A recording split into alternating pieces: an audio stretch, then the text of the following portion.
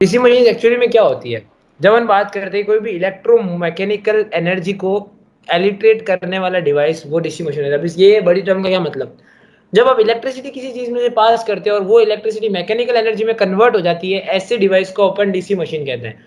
Principal इसका बहुत simple है कि कभी कोई इलेक्ट्रिक करंट को एक कॉइल में से पास किया जाता है और वो जो कॉइल होती है वो मैग्नेट के अंदर होती है, तो उसमें क्या होता है, फोर्स होता है और उसकी वजह से टॉर्क जनरेट होता है।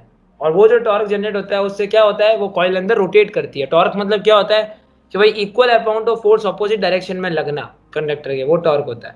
फेराडे के लॉ के हिसाब से, फेराडे का फर्स्ट लॉ क्या कहता है कि जब भी कोई मैग्नेटिक फ्लक्स में चेंज होता है तो ईएमएफ जनरेट होता है, और वो जो ईएमएफ जनरेट होता है वो करंट को प्रोड्यूस करता है। ये फेराडे का पहला लॉ है। वो क्या कहते हैं, कभी भी कोई मैग्नेटिक फ्लक्स चेंज होता है उसमें तो ईएमएफ जनरेट होता है, और वो ईएमएफ जो होता है वो करंट को प्रोड्यूस करता है। अब बात करते हैं फेराडे के सेकंड लॉ की। फेराडे का सेकंड लॉ एक्चुअली में क्या कहता है कि जब आपका सबसे पहले ईएमएफ जो होती है वो rate of change of flux के डायरेक्टली प्रोपोर्शनल होती है, और जो ईएमएफ होती है वो डायरेक्टली प्रोपोर्शनल होती है एन से। तो ई जो होती है वो होती है के N D phi by D T. Method of generation दो है, या तो कॉइल को फिक्स करो और फील्ड को मूव करो, या फील्ड को फिक्स करो कॉइल को मूव करो, दो मेथड ही है। और तीसरा मेथड ये है कि आप है ना फील्ड को या तो टाइम वेरिएंट बनाओ, यानी धीरे धीरे उसकी फील्ड को बढ़ाते रहो या कम करते रहो। या तो उसकी फील्ड को आप क्या करो, बढ़ाते रहो, या उसकी फील्ड को क्या करते रहो, कम करते रहो। तो ये तुम्हारा होता है टाइम वेरिएंट फील्ड का मतलब। और एक तुम्हारा जो मैंने बता ही दिया कि फील्ड को या तो तुम फिक्स रखो और कॉइल को मूव करो, या तुम क्या करो, कॉइल को फिक्स रखो और फील्ड को मूव करो। ये तुम्हारे पास दो मेथड है। और तीसरा मेथड है तो सिर्फ इलेक्ट्रोमैग्नेटिक के अंदर लगेगा, जो कि है कि आप फील्ड को वेरी कर सको, ऐसा डिवाइस जो फील्ड को वेरी कर सके। फिर आता है कि मैक्सवेल का right hand thumb rule. Maxwell का राइट हैंड थंब रूल क्या कहता है, मैक्सवेल का राइट हैंड थंब रूल कहता है कि कभी भी आप राइट हैंड से कोई कंडक्टर को पकड़ते हो तो जो तुम्हारी फिंगर्स होती है, फिंगर तुम्हारी डायरेक्ट करती है मैग्नेटिक फील्ड की तरफ, और जो तुम्हारा थंब होता है वो डायरेक्ट करता है करंट की तरफ। मैग्नेटिक फील्ड दो तरह की हो सकती है, क्लॉकवाइज और एंटी क्लॉकवाइज। फिर अपन बात करते हैं फ्लेमिंग्स के लेफ्ट हैंड रूल के बारे में। फ्लेमिंग्स के राइट और लेफ्ट हैंड रूल के हिसाब से तुम्हारी जो थंब होती है वो फोर्स की तरफ प्रेडिक्ट करती है, और जो तुम्हारा फिंगर होती है वो मैग्नेटिक फील्ड को बताती है, और जो तुम्हारी मिडिल फिंगर होती है वो करंट को बताती है। यानी थंब फोर्स की तरफ, और जो तुम्हारी फील्ड है एफ, वो बताती है तुम्हारी मैग्नेटिक फील्ड, और जो तुम्हारा मिडिल फिंगर है वो तुम्हारी बताती है करंट की तरफ। तो फोर फिंगर जो है वो तुम्हारी कौन सी होती है, जो तुम्हारी मिडिल फिंगर के जस्ट पास में होती है। कभी भी लेफ्ट हैंड को अगर 90 डिग्री तुम एकदम तेज स्ट्रेच करोगे तो तुम्हारा थंब होगा वो फोर्स की तरफ करेगा, जो फोर फिंगर होगी वो मैग्नेटिक फील्ड की तरफ करेगी, और जो तुम्हारी मिडिल फिंगर होगी वो करंट की तरफ करेगी।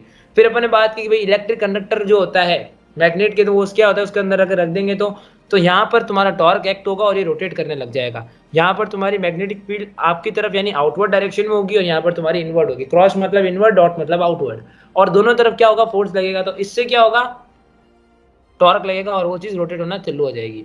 अब बात करते हैं अपन आगे। आगे गए तो अपन ने देखा कि भाई डीसी मशीन का कंस्ट्रक्शन क्या होता है। तो डीसी मशीन में स्टेटर यूज होता है, रोटर यूज होता है, कम्यूटेटर, रियोल, ठीक है। अब ये योक है, ये सारी चीजें इसके अंदर यूज होती है, स्टेटर, रोटेटर, कम्यूटेटर और योक। पोल, मैग्नेट, शाफ्ट, एमेचर, और तुम्हारा फील्ड कंडक्टर, एयर गैप, ठीक है, और एमेटर, एमिचर कंडक्टर, और ये सारी जितनी भी चीजें हैं पोल, ये सारी इसमें यूज होती है। ये इसका एक डायग्राम है। ये जो बाहर वाला एरिया दिख रहा है, जो मतलब एक कवरिंग जैसी दिख रही है, योक है, उसके अंदर तुम्हारा स्टेटर होता है, इसके अंदर रोटर होते हैं। रोटर जो होता है उसको बीच में प्लेस किया जाता है फील्ड मैग्नेट्स के, और ये होते हैं तुम्हारे फील्ड कंडक्टर्स। अब बात करते हैं इसमें मेन जो चीज़ है वो ये है कि भाई रोटर क्या होता है। रोटर ये चीज़ होती है जो अंदर आपको गियर लाइक स्ट्रक्चर दिख रहा है, रोटर है। और ये जो तुम्हें दिख रहा है ये फील्ड मैग्नेट्स है, और ये तुम्हारे फील्ड कंडक्टर्स है। ये एमेचर है बाहर वाला एरिया, और ये एमेचर कंडक्टर है।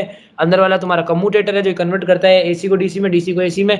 और जो तुम्हारा अंदर वाला एरिया है इसको तुम्हारा कह सकते हो की होल, और ये जो खाली एरिया इसको अपन कहते हैं एयर गैप, ठीक है। तो और ये जो लेयर है, ये पूरा जो मोटा सा तुम्हें बाहर दिख रहा है, ठीक है, वो बेसिकली कुछ नहीं है, वो अंदर वाले जो छोटे वाले जो दिख रहे हैं ना, ये एमेचर कंडक्टर होता है।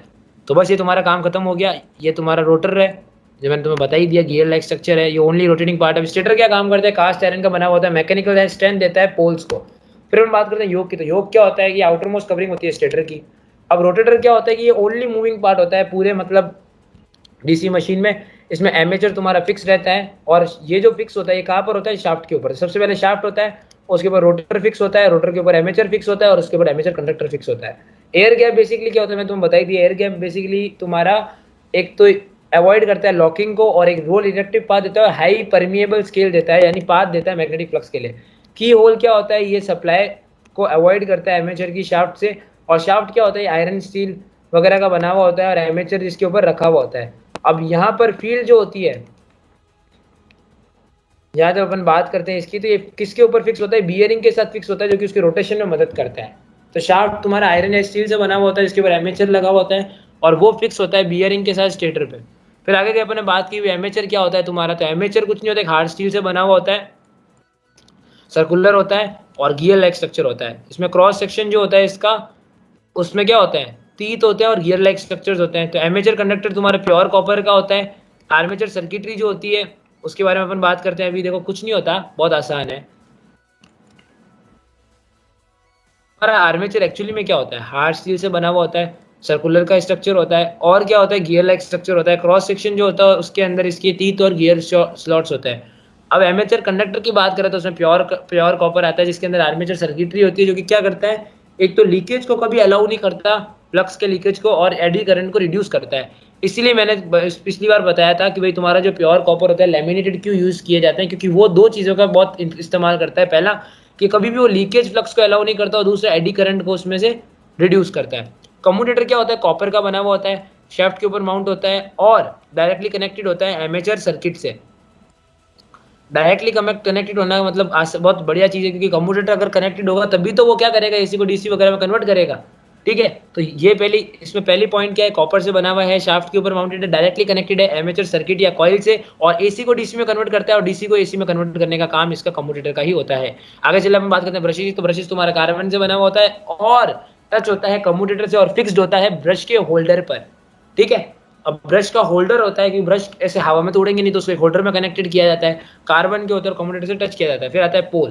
पोल भी के अंदर दो पार्ट होते हैं, कि तुम्हारा खुद पोल होता है, एक होता है पोल शू। पोल शू एक उसके ये एंड वाले हिस्से को पोल शू कहा गया है, और ये जो तुम्हारे ये छोटे छोटे आपको दिख रहे हैं, ये तुम्हारे फील्ड कंडक्टर्स होते हैं। ठीक है, अब यहाँ फील्ड कंडक्टर्स क्या करते हैं कि फ्लक्स वगैरह को जनरेट करते हैं, जो कि आगे जाके रोटर की मदद करती है रोटेशन में। तो यहाँ पोल शू होता है, शू लाइक स्ट्रक्चर होते हैं, ये फील्ड को बढ़ाते हैं। ठीक है, अब ये जो होता है इसके अंदर पोल डिवाइडेड यानी ऐसा जॉइंट बना हुआ होता है उसके अंदर। इसका सेंस बहुत आसान है, जैसे मैं तुम्हें बताता हूँ कि ये तुम्हारे समझ लो कि दो कोई जॉइंट बनाता हूँ मैं, या मैं एक जॉइंट बना देता हूँ, एक और जॉइंट लेके आता हूँ, और इन दोनों के बीच में स्क्रू डाल देता हूँ। इसको अपन कहते हैं रिवेस्टेड होना। अगर इसका मैं एनिमेशन टाइप दिखाऊँ आपको, देखो बहुत सिंपल सा आया, इसमें कुछ होल्स थे, फिर दूसरा लाया, इसमें भी कुछ होल्स थे। अब मैंने क्या किया, अब मैंने दिमाग लगाया। दिमाग लगाने से क्या हुआ, बहुत आसान है कि अब इसके अंदर मैंने क्या कर दूंगा, स्क्रू डाल दूंगा। जैसे इसके अंदर मैंने स्क्रू डाले, ये लॉक हो गया, और इस चीज़ को अपन रिवेस्टेड कहते हैं। फिर अपन आए किस पे, फील्ड कनेक्टर पे। फील्ड कनेक्टर तुम्हारा कॉपर से बना हुआ होता है, और ये जनरेट करता है फील्ड को, मोटर, और क्या करता है, जनरेट करता है फील्ड को, किसके लिए, रोटर के लिए। रोटर के लिए ये फील्ड को जनरेट करता है, जैसे घूम सके। जैसे ये मैं इक्वेशंस की बात करें तो बहुत आसान है, पहले तुम्हें लिखना है कि भाई एवरेज जो तुम्हारा होता है वोल्टेज, वो कितना होगा, d phi by D t. E तुम्हारा क्या होता है, d phi by D T होता है। टोटल फ्लक्स तुम्हारा पी इंटू फाई क्यू, क्योंकि तुम्हें तो पता है छोटा से छोटा तुम्हारा डी फाई होगा। ठीक है, फिर तुम एक फील्ड कंडक्टर के लिए निकालोगे फाई होगा, और तुम्हें पी तुम्हारा टोटल नंबर ऑफ है, नंबर ऑफ पोल्स है, तो पी से मल्टीप्लाई हो जाएगा, तो पी फाई हो गया।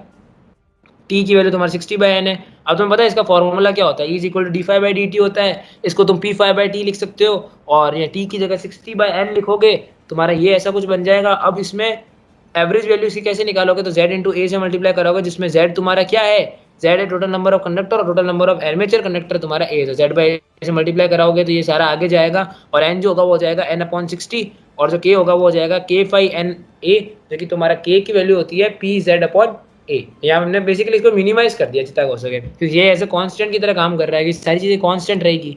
कोई भी कंडक्टर में पोल हमेशा, पोल मैग्नेट्स हमेशा कांस्टेंट रहेंगे। तुम्हारा जो नंबर ऑफ आर्मेचर कॉइल्स है, तुम्हारा नंबर ऑफ फील्ड कंडक्टर्स हैं, तो भाई ये तो चीज़ पहले से ही लाती है ना मोटर में। अपन चेंज क्या कर सकते हैं, वो अपन चेंज कर सकते हैं, एक तो ये फाई एन अपन आराम से चेंज कर सकते हैं।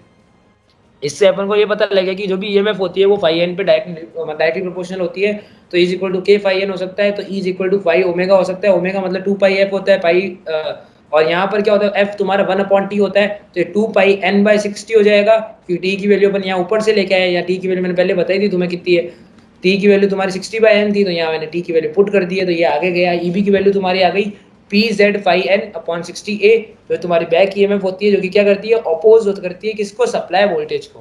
फिर अपन ने देखा डीसी मशीन दो तरीके में डिवाइड की जा सकती है, सेपरेटली एक्साइटेड और एक होती है सेल्फ एक्साइटेड। सेपरेटली एक्साइटेड में फील्ड वाइंडिंग्स बेसिकली क्या होती है, सेपरेट होती है वोल्टेज सोर्स से, और इसमें क्या होती है, तुम्हारी फील्ड वाइंडिंग्स जो होती है वो कनेक्टेड होती है सेपरेट वोल्टेज सोर्स से। और यहाँ पर सेल्फ एक्साइटेड के अंदर जो फील्ड वाइंडिंग्स होती है वो तुम्हारी आर्मेचर टर्मिनल से कनेक्टेड होती है। अब यहाँ पर क्या होता है, इसमें दो में डिवाइड किया जाता है वो। अब इसमें मोटर और जनरेटर दो चीज़ों में डिवाइड होता है। पहले अपन बात करेंगे सीरीज के अंदर। अब यहाँ सीरीज के अंदर तुम्हारा, अगर मैं बात करूँ सेल्फ एक्साइटेड मोटर की पहले, तो सीरीज के अंदर अगर मोटर और जनरेटर देखोगे तो तुम्हें स्ट्रक्चर काफी हद तक सेम दिखेगा, बस एक डिफरेंस होता है, करंट ऑपोजिट होता है। ठीक है, इसमें तुम्हारा करंट आता है यूं और उसमें तुम्हारा करंट जाता है यूं। ठीक है, तो बस करंट ऑपोजिट होता है, जिसकी वजह से इसकी इक्वेशन में थोड़ा सा चेंज आता है, ज्यादा चेंज नहीं आता है। जैसे यहाँ तुम देखोगे इसकी इक्वेशन में ये VT पहले लिखा हुआ है, लेकिन इसकी इक्वेशन में बस ये जो इसका फर्क है, इसमें VT ही आ जाता है, EG ही आ जाता है। मोटर के अंदर VT ही आ जाएगा, EG ही आ जाएगा, बाकी पूरी इक्वेशन सेम रहती है। अब देखो यहाँ खुद बताओ, ये IA है, ये RF है और ये RA है, तुम खुद बताओ इक्वेशन क्या होगी। ठीक है, आई होप ये चीज़ समझ में आ गई होगी आपके। चलते जनरेटर में आगे। जनरेटर में कुछ नहीं होता है, इसको रिवर्स कर दो, EG आ जाएगा, VT आ जाएगा। फिर अपन ने देखा कि भाई वापस इसके अंदर आए। अब अपन ने देखा शंट के लिए, क्योंकि अपन ने पहले सीरीज में तो बात कर ली, शंट में ये क्या होता है, पैरेलल टाइप में कुछ कनेक्टेड होता है। यहाँ अपन ने कुछ इक्वेशंस लगाई और अपना आंसर निकाला। ठीक है, और अपनी इक्वेशन अपनी कुछ इस तरीके से आ गई। अब एक ही फर्क होगा इक्वेशन में कि यहाँ पर EG यहाँ पर आया हुआ है, उस इक्वेशन में EG यहाँ पर आ जाएगा, VT यहाँ पर आ जाएगा, और कोई फर्क नहीं है इसमें। और इसी का ही फर्क है कि उसमें EG और T, यानी क्योंकि करंट देखो, मोटर में तुम्हारा करंट की जो डायरेक्शन होती है, जनरेटर में उसकी से सिर्फ ऑपोजिट होती है, क्योंकि तुम्हारा जनरेटर और मोटर दोनों ऑपोजिट काम करते हैं ना। जनरेटर तुम्हारा क्या करता है, मतलब जनरेट करता है, कैसे, मैकेनिकल को किस में बनाता है, वो करंट में बनाता है, लेकिन ये जो है तुम्हारा करंट को मैकेनिकल में बनाता है। इतना ही है। आगे अपन चलेंगे तो अपन ने बात करी थी ये कंपाउंड मशीनरीज के बारे में, सीरीज प्लस शंट। तो इसमें तुम्हारी दो तरह की हुई, तुम्हारी पहली जो हो गई वो हो गई लॉन्ग और एक हो गई तुम्हारी शॉर्ट। तो लॉन्ग और शॉर्ट देखो, अब पहले मैं बात करता हूँ सीरीज की। तो सीरीज के अंदर भी ये सेम चीज़ ही है, स्ट्रक्चर इसका भी तुम्हारा सेम ही बनेगा, कोई डिफरेंस नहीं आएगा, सेम स्ट्रक्चर बनेगा इन दोनों का। दोनों का स्ट्रक्चर तुम्हारा सेम बनेगा, बस एक ही फर्क होगा, वो होगा करंट की डायरेक्शन। इसकी अगर ऐसे है, इसकी डायरेक्शन ऐसी हो जाएगी, जिस डायरेक्शन में करंट की डायरेक्शन होगी उसके जैसे उल्टे में वो हो जाएगी, और कोई फर्क नहीं पड़ेगा। और इसकी इक्वेशन में E यहाँ आ जाएगा, V यहाँ आ जाएगा, बाकी सारा सेम रहेगा।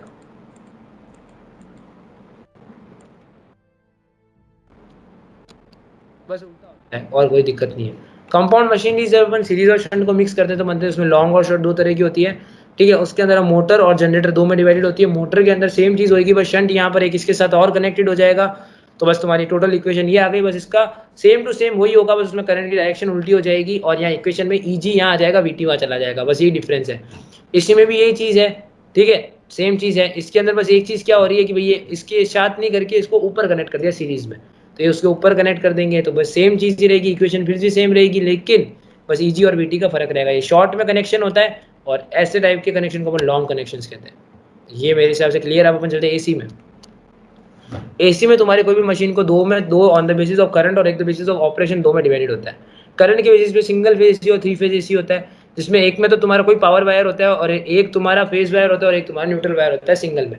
थ्री फेज में तुम्हारा क्या होता है, थ्री फेज सप्लाई होती है पावर की, और एक फोर्थ वायर भी होता है। लेकिन जो तुम्हारा AC मशीन होता है वो ऑपरेशन के बेसिस पे दो में होती है, एक सिंक्रोनस, ए सिंक्रोनस। सिंक्रोनस यानी जिसकी स्पीड नोन होती है, ए सिंक्रोनस यानी जिसकी स्पीड नोन नहीं हो। सिंक्रोनस वो मशीन होती है जो इंडक्शन के साथ काम नहीं करती, ए सिंक्रोनस वो मशीन होती है जो कि सिंक्रोनस मतलब जो इंडक्शन के साथ काम करती है। फिर अपन बात करेंगे सिंक्रोनस मशीन को और ए सिंक्रोनस को, आगे सब डिवाइड करा। जब अपन ने इन दोनों को डिवाइड किया तो भाई ऑल इंडक्शन मशीन, जो तुमने single phase induction machine, three phase induction machine, और यहाँ पर अपन ने देखा कि इसको डिवाइड किया गया सिंगल फेज सिंक्रोनस मशीन और single phase synchronous machine, third phase synchronous machine और सिंगल फेज सिंक्रोनस मशीन। यहाँ पर क्या हुआ, जब अपन ने इंडक्शन मशीन के बारे में बात की तो यहाँ पर रोटर जो होता है उसके अंदर कोई कॉइल यूज नहीं होती, कॉपर कंडक्टर की जगह बार यूज होते हैं यहाँ पर, और स्टेटर कॉइल के स्लॉट के अंदर इसकी जो स्पीड होती है वो भी फिक्स नहीं होती। ठीक है, क्योंकि इसकी सेकेंडरी कॉइल और प्राइमरी कॉइल के ऊपर डिपेंड करता है। अब यहाँ पर क्या होता है कि कोई फिजिकल इंट्रैक्शन ही नहीं होता, ये तुम्हारा स्टेटर है, ये रोटर है, इसमें कभी कोई फिजिकल इंट्रैक्शन ही नहीं होता। सबसे बड़ी बात यही है, भयानक बात, कभी कोई इंट्रैक्शन नहीं होता। लेकिन जब अपन बात करते तुम्हारी इसकी सिंक्रोनस मशीन्स की। ये इसके अंदर रोटर के अंदर सबसे पहली बात कॉइल यूज होती है। यहाँ पर क्या होते हैं, यहाँ पर तुम्हारे कॉपर कंडक्टर के बार यूज होते हैं, ठीक है, उसी का तुम्हारे बार यूज होते हैं कॉपर कंडक्टर के। यहाँ पर तुम्हारे बार यूज नहीं होते, कॉइल यूज होती है, वहां पर कॉइल यूज नहीं होती।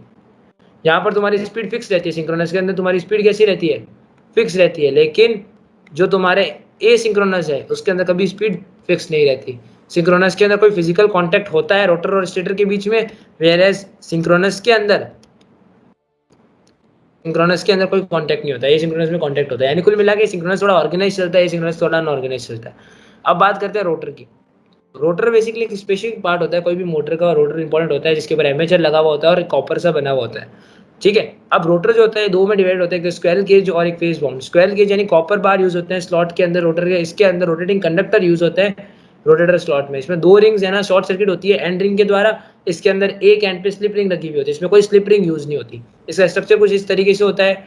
अब ये क्यों होता है, क्योंकि इसमें पैरेलल ट्विस्ट करा जाता है एक एंड से इसके बार को। क्यों, कि इससे करने से एक तो हमिंग नॉइज कम होती है और एक ये लॉकिंग की पॉसिबिलिटीज को कम करता है। इसमें कोई स्लिप रिंग यूज नहीं होती। इसमें तुम्हारी स्लिप रिंग यूज होती है, ये क्या करता है, कार्बन ब्रशेस वगैरह का यूज करता है।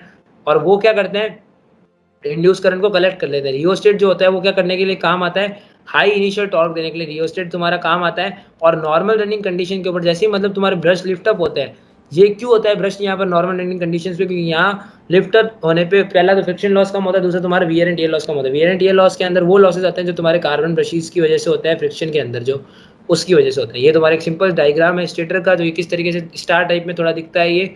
और इसमें स्लिप रिंग्स जो होती है वो शॉर्ट सर्किट खुद हो जाती है, इसमें स्लिप रिंग्स यूज ही नहीं होती, इसमें खुद ही शॉर्ट सर्किट हो जाती है। वहां पर शॉर्ट सर्किट करने के लिए जो दो रिंग्स भी होती है उसको भी शॉर्ट सर्किट करने के लिए एंड रिंग का काम होता है।